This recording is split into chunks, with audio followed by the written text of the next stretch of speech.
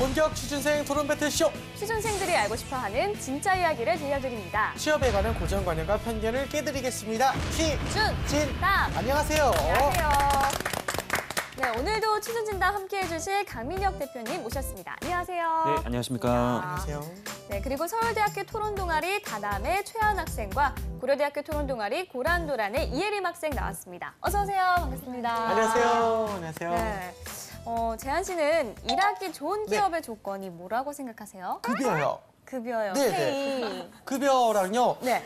그때 일하기 좋은 기업이라고 하면 아무래도 복지 환경이 좀 좋아야 될 것 같긴 한데 요즘 네.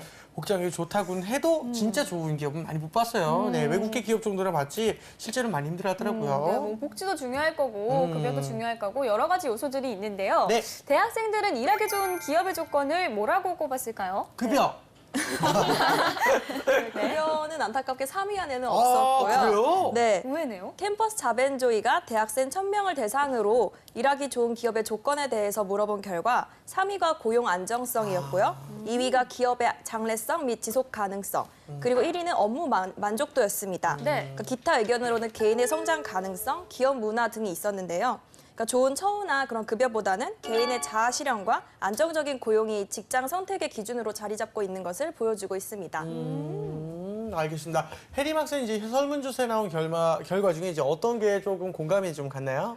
저는 제가 일하기 즐거워야지 성과도 많이 내고 그래야지 매일매일 반복되는 일상을 버틸 수 있을 것 그건 같아서 맞아요. 네, 업무 만족도랑 기업 문화 이렇게 중요하게 생각이 됩니다. 중요하죠. 네, 오늘 알아볼 기업은요. 이 한국에서 가장 일하기 좋은 기업에 무려 4년 연속이나 선정된 기업입니다. 대박입니다. 네, 그뿐만이 아니고요. 여성이 일하기 좋은 기업 2위, 그리고 또 입사하고 싶은 회사 2위로도 선정이 됐는데요. 네. 지속적인 성장과 함께 호감을 받는 기업입니다. 그런 거군요. 일단 정말 일하기가 좋은 곳인가 봅니다. 네. 대표님 일단 어떤 기업이죠?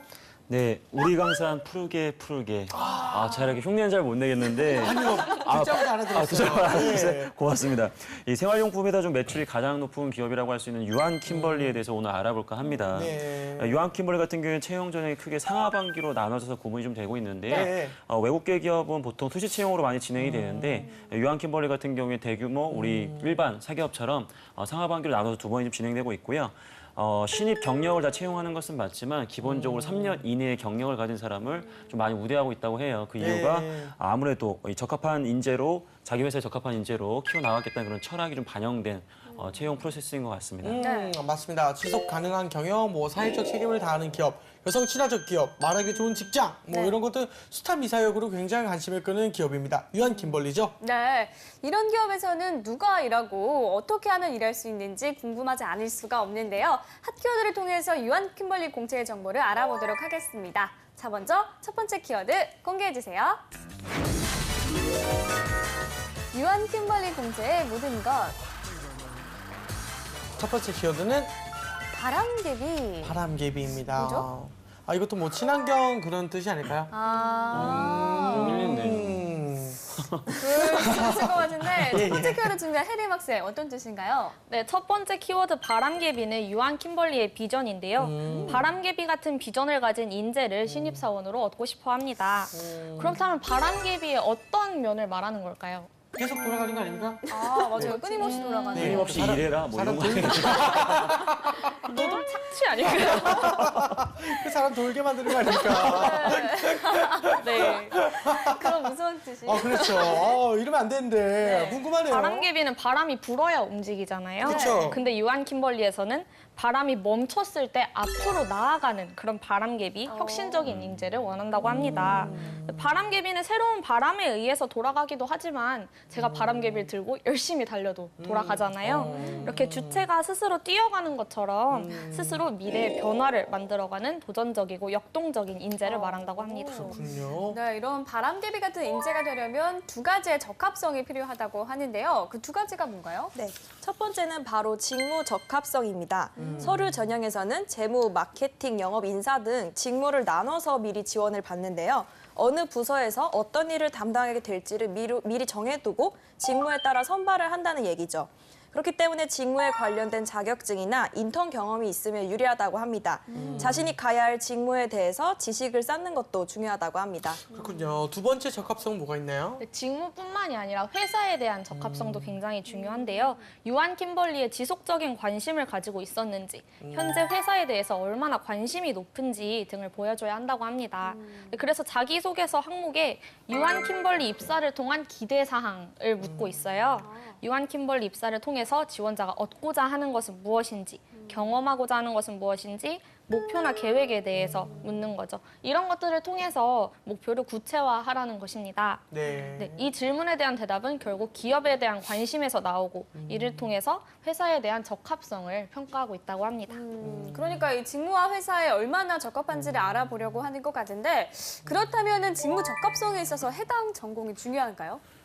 아무래도 뭐 기술직이라든지 재무, 마케팅 같이 어떤 특정 전공을 좀 우대해주는 직무가 분명히 있습니다. 그렇기 때문에 이러한 직무로 지원하는 지원자들 같은 경우에 상대적으로 불이익을 어느 정도 감수는 해야 되겠지만 전공만으로 채용을 진행하는 것은 아니기 때문에 우리 지원자들이 직무에 관한 경험을 미리 좀 쌓을 수 있다면 충분히 경쟁력 있게 지원도 가능합니다. 네. 알겠습니다. 네, 학교나 뭐 학점, 어학 점수 등이 점수에 좀 영향을 좀 미치나요? 일단 항상 가장 많이 듣는 질문들이 이제 이런 질문들인 네, 것 같아요. 그쵸. 서류전 형성에는 너무나 많은 지원자들이 지원을 다 하는데 안타깝게도 회사에서 그 많은 인력들을 직접 평가할 수는 없거든요. 네. 그렇기 때문에 어느 정도의 기준을 두고 평가하는 것은 맞습니다. 하지만 최근에 이제 열린스펙이라든지 좀 더 역량 있는 지원자들을 우선적으로 우대해주는 경향이 있기 때문에 우리 지원자들은 너무 이런 부분을 뭐 걱정할 필요는 없을 것 같고요. 네. 다만 이제 어학적인 부분 등에 대한 부분은 나중에 또 얘기 드리겠지만 그런 부분은 좀 우리가 좀 준비를 좀 해줘야 될 것 같습니다. 알겠습니다. 이 직무와 회사에 본인이 얼마나 적합한 사람인지 첫 관문인 서류 전형을 통해서 보여줘야 할 것 같습니다. 자, 그럼 계속해서 두 번째 키워드 알아볼게요. 두 번째 키워드 공개해주세요.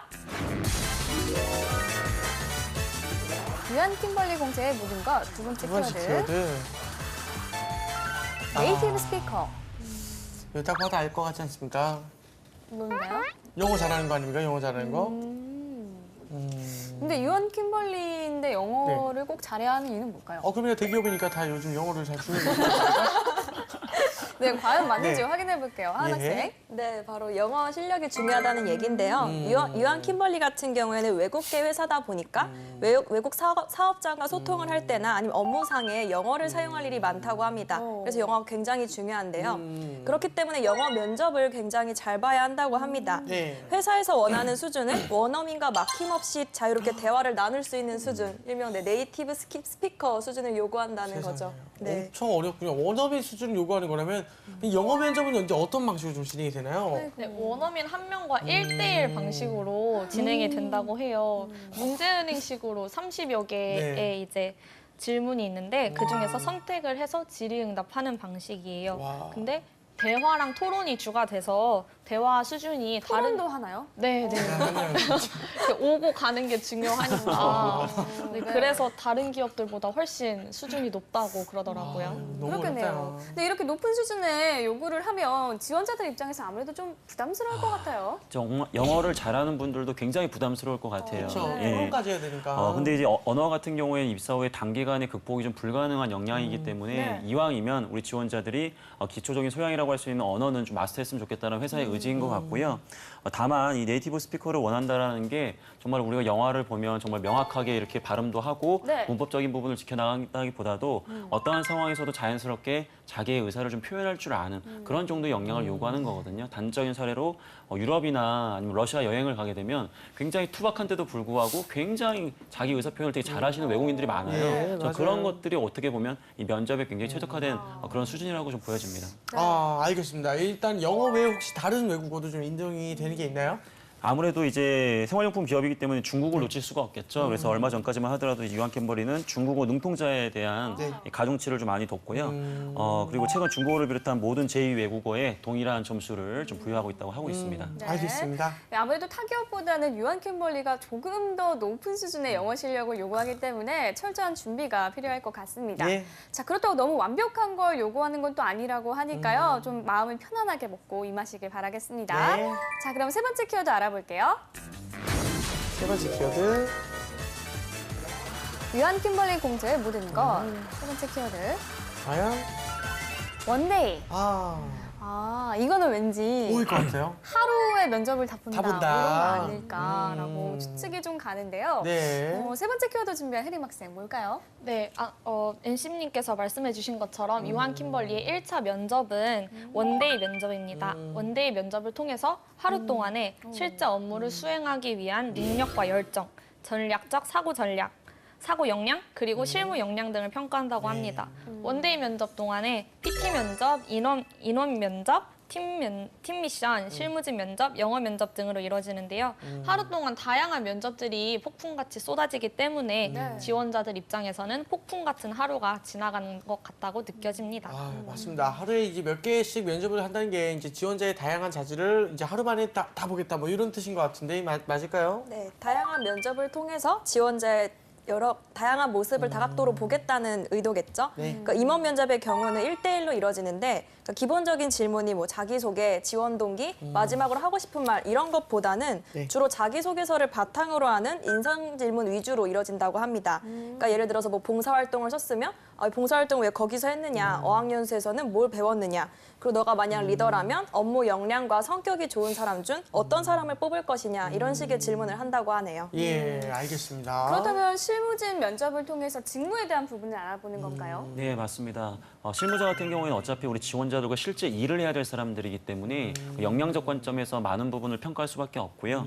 직무에 대한 질문 외에도 창의적인 답변을 요구한다든지 아니면 굉장히 난처한 상황에 처해져 있는 그런 상황을 가정하고 우리 지원자들의 순발력이라든지 여러 가지 능력 등을 평가한다고 보시면 될 것 같습니다. 네, 알겠습니다. 그렇다면 이제 어떤 문제들이 좀 나올까 좀 고민이 되긴 하는데 학생들에게 한번 내주시면 좋을 것 같아요. 우리 뭐 작은 코너 하나 만들어도 될 것 아, 같아요. 진짜 이 좋죠. 모의 면접 코너. 아, 너무 좋아요. 학생들한테 실질적으로 도움이 좀 될 것 같은데 그럼요. 매주 저희가 기출 문제를 질문을 하고 있는데 학생들이 또 마침 아주 대답을 잘해주고 있습니다. 맞습니다. 오늘도 얼마나 잘해줄지 기대가 되는데요. 아유, 그럼요. 네, 대표님 문제 내주시죠. 일단 하은 학생한테 먼저 문제를 한번 내보겠습니다. 네. 자신이 리더라면 겸손한 사람과 성과가 뛰어난 사람 중에서 누구와 함께 일을 하고 싶은지 답변을 좀 주시면 좋을 것 같아요. 네, 저는 겸손한 사람과 함께 일을 하고 싶은데요. 성과가 아무리 좋더라도 겸손하지 않은 사람은 저는 그 공을 자신에게 돌리기 때문에 팀워크를 저해한다고 생각을 합니다. 그렇기 때문에 겸손한 사람들과 서로 으쌰으쌰하면서 시너지를 내서 일을 했을 때 전체적인 성과가 더 커지고 그래서 그 기업에 더 이익이 된다라 생각을 합니다. 아유. 아니, 뭐 자판기 같아요. 요즘 너무 자주 해가지고 면접. 정답 자판기. 그 정답 자판기 있잖아요. 늘 아주 베스트 답변이 나오는 네. 기가 막히세요. 어땠나요, 멘토님? 답변 일단은 어땠나요? 답변을 일부러라도 우리 한 학생 같은 경우에 너무 잘하다 보니까 너무 자연스럽게 나오는데 그러다 보면 평가자가 느끼기에 너무 준비된 답변 아니냐라는 오해를 할 수가 있어요. 그럴 그래서 수 있어요. 한 학생은 너무 빠르기 때문에 야. 한 템포 좀 쉬어서 이렇게 얘기하는 게 더 좋을 것 같고요. 그리고 방금 뭐 이런 문제는 어떤 게 더 중요하냐라는 관점보다도 어떠한 가치관을 가장 중요시 여기는 하는데 우리 한 학생 같은 경우에 평상시에 팀워크를 중요시 여기기 때문에 이러한 기준을 바탕으로 선택을 한 거거든요.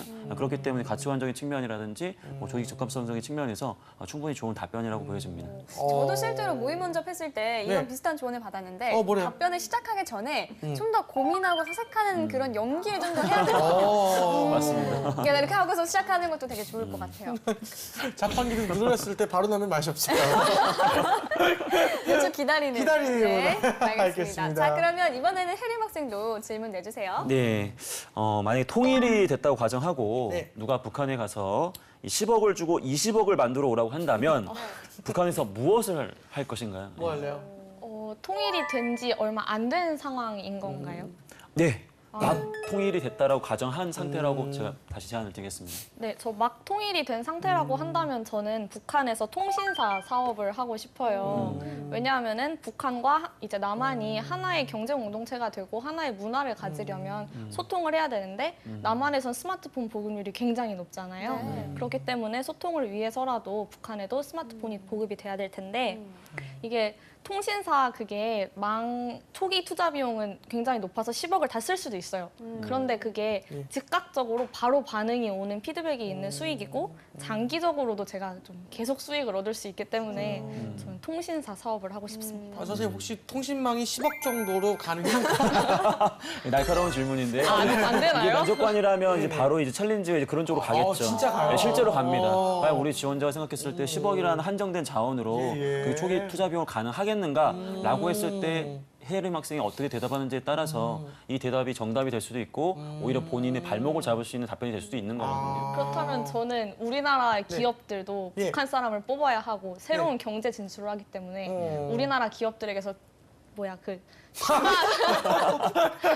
투자를 받겠습니다. 뭐야 없애주세요. 못 들은 걸로 해주세요. 뭐야 그. 우리 해림 학생의 장점은 제가 초기에 이런 질문을 드렸을 때 다시 한번 재질문을 통해서 본인의 생각을 좁혀나갔다는 것에 있거든요. 대다수의 지원자들 같은 경우에는 답변을 바로 해버리는 경우가 많은데 그런 부분을 세밀하게 잡아가지고 커뮤니케이션을 진행했다는 게 굉장히 훌륭한 것 같고요. 역시나 사업적 관점에서 봤을 때 좀 경영학적 부분은 좀 아쉬운 부분이 있지만 그래서 소통이라는 매개체가 분명히 사회 전반적으로 필요할 것 같다라는 큰 트렌드를 읽은 거거든요. 그래서 그러한 부분에 있어서는 굉장히 좋은 점수를 주고 싶습니다. 알겠습니다. 이런 실문집 면접의 경우에는 어떻게 답하는 게 가장 좋을까요?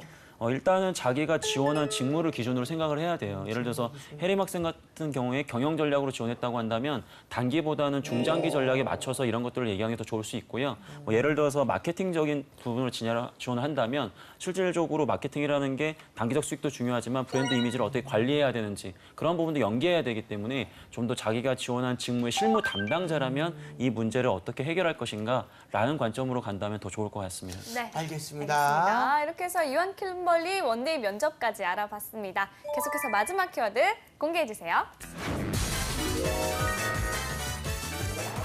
유한 킴벌리 공채의 모든 것. 네 번째 키워드. 스마트 워크. 이건 모르겠습니다. 스마트 워크. 스마트 워크?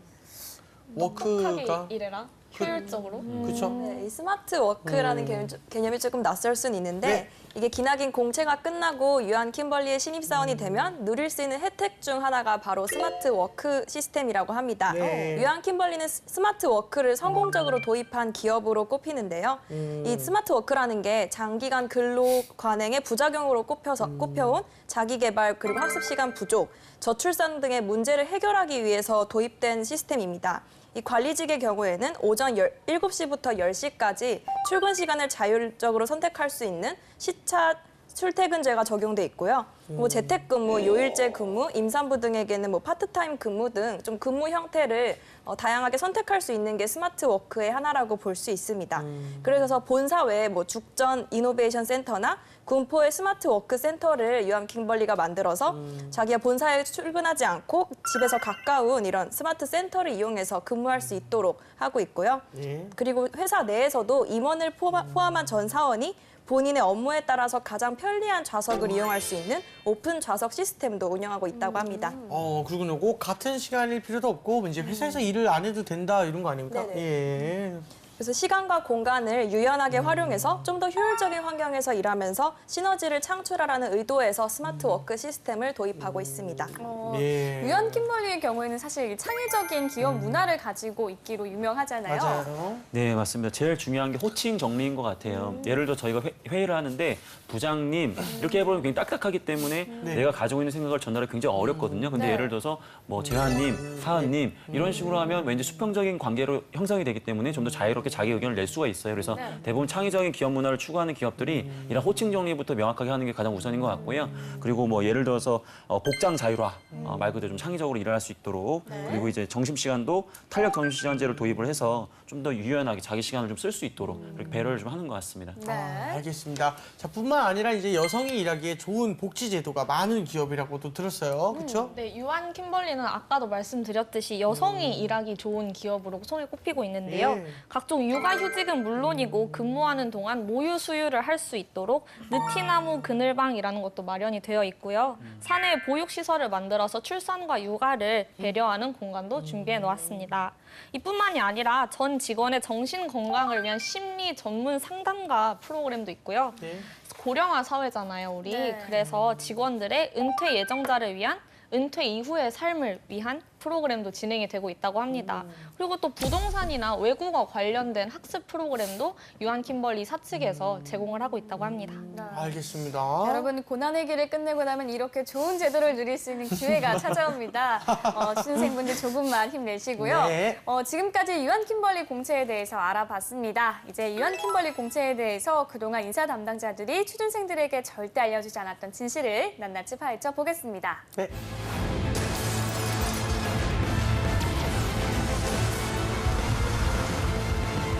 네, 먼저 혜림 학생 질문 시작해 주세요. 네, 스펙 필터링이라는 게 실제로 존재하고 있나요? 당연히 존재한다고 생각합니다. 존재한다. 스펙 필터링이 존재한다. 스펙 필터링이 존재하는데 하는데. 상대적으로 이 유한 킴벌리 같이 이런 생활용품 기업이라든지 B2C 관점에서 고객을 많이 응대해야 되는 곳은 이런 걸 좀 덜 보긴 하거든요. 그래서 그렇게 생각을 해주시면 감사하겠습니다. 사회 정리 감사합니다. 예. 자, 한 학생 두 번째 질문 해주세요. 네, 두 번째 질문 드리겠습니다. 석사만 뽑는 부서도 있던데 석사 학사 여부가 많은 영향을 미치나요? 특정 직무에서는 이게 중요하게 작용합니다. 네 아니오로 대답을 안 해주셔서 아무래도 예. 그렇습니다. 일단 기본적으로 그 연구개발 같은 경우에는 석사를 우대할 수밖에 없는 그런 태생적인 구조가 있어요. 그래서 근데 지원 자격이 명확하게 석사 이상이라고 하면 학사는 다 무조건 필터링 당하는 거고 석사 우대라고 한다면 학사도 분명 합격을 하거든요. 네. 그런 부분 참고해 주시면 좋을 것 같습니다. 알겠습니다. 저 혜림 학생 다시 한번 질문해 주세요. 네, 나이가 많으면은 입사할 때 불리한 게 사실인가요? 그럼요. 네, 불리하죠. 그건 불리하다. 절대 도움이 되진 않습니다. 네네. 맞습니다. 그거는 어린 게 더 좋은 거니까. 네. 아이고, 또 이렇네요. 이 뭐랄까요? 정도면은 엄청나게 유리하다 뭐 이런 거지.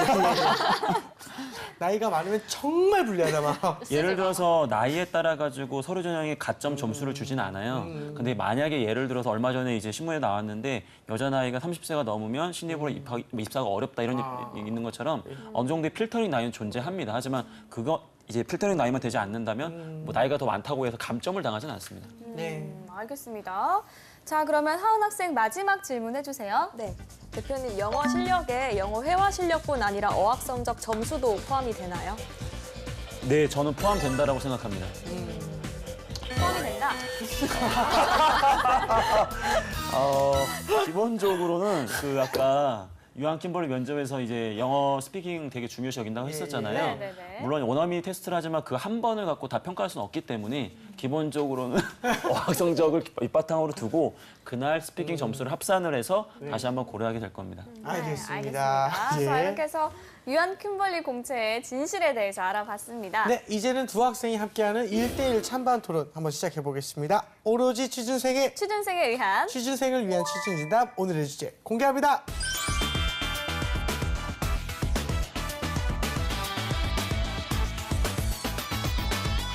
네, 오늘의 취준진담 주제는요. 스마트워크, 업무에 도움이 되는가? 업무 효율 상승 대 조직 외톨이 양산입니다.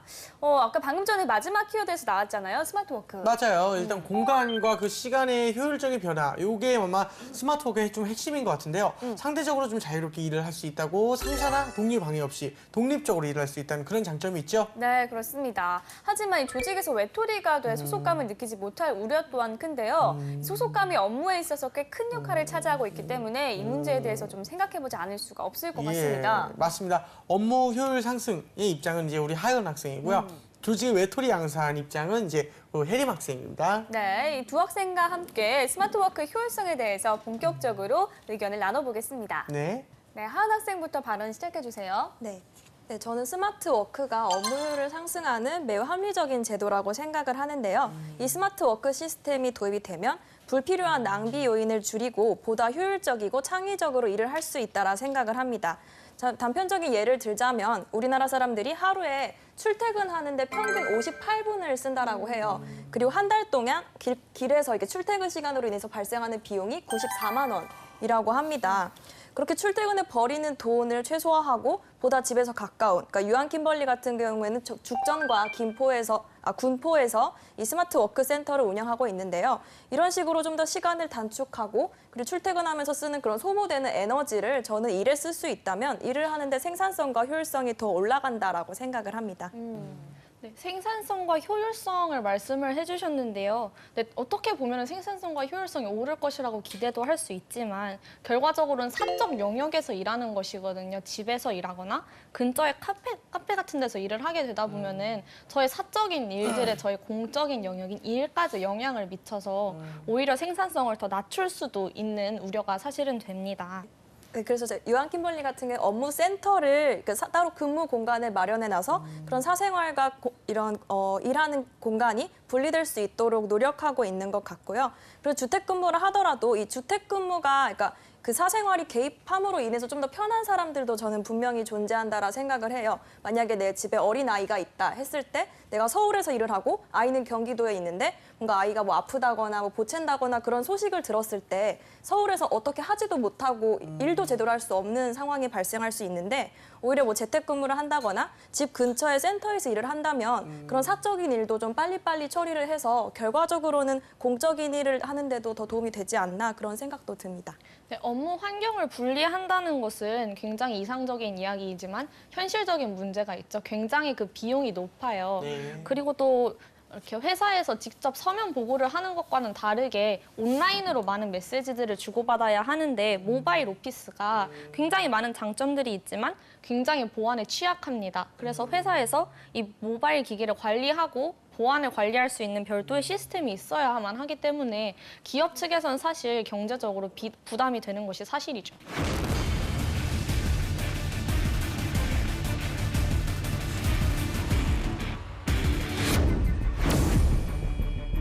일단은 뭐 토론 기계들 같다는 느낌이 들었고요. 우리나라에서 이 대면 중심 문화가 저는 어떻게 보면 부작용을 발생시키고 있다라 생각을 해요. 가장 탁월한 의사결정은 복도나 카페테리아에서 이루어지는 토론에서 나오고 그 네덜란드 같은 경우에는 공무원의 50%가 원격 근무를 하고 있다라고 해요. 아직 우리 사회가 이러한 것을 받아들이기에 충분한 조직 문화가 개선되지 않았고 생리대 가격 논란에 대한 기업의 향후 대책에 대해 토의를 시작해 보겠습니다. 지아 씨도 뭐라고 한마디 좀 하세요. 그리고 말씀하세요. 아니 당연히 저보다는 말씀하세요. 아니, 오랜만에 이거 여성분이 여셨기 더 때문에. 말씀하시고